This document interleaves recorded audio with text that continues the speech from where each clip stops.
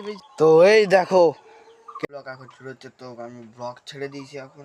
তো গাইস আমাদের এখন রান্না হয়ে গেছে, তো আমাদের এখানে আলু ভাজা আছে আর ভাত, তো ইয়ামি রাস্তা। তারপরে তোমাদের সাথে দেখা হচ্ছে, দেখাচ্ছি। তো যারা গাছ কাটতে ছিল তারা তো চলে গেছে। তো ভাত বাড়ো, আমাদের তো রোজকারের মতন ভাত হয়েছে আর আলু ভাজা। তো এই যে আমাদের এখানে ডাল হয়েছে, ডাল হচ্ছে আমাদের এত ঠান্ডায় পাকা ছাড়া গাছ কিভাবে কেটেছে আমি তোমাদেরকে দেখাচ্ছি। তো প্রথমে আমি এখান থেকে যাচ্ছিলাম, তখন দেখি না গাছ পড়ে আছে, মানে যাওয়ার সময় দেখিনি কিন্তু আসার সময় আমি দেখতে পেয়েছি। তো এই দেখো কিরম লাগছে, রোদের তাপটা এমন পড়ছে, বিছানে বসে আছে, কিরম লাগছে গাইজ দেখে বলো।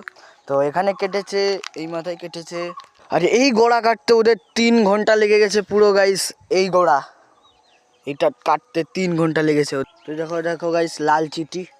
তো এখানে একটা কোপ মেরেছে, পিছনে একটা কোপ মেরেছে, আর এই যে একটা হেভি লাগছে পা একদম আটকে রাখবে। ওই দেখো চারিদিকে কেটেছে, করে নিলাম।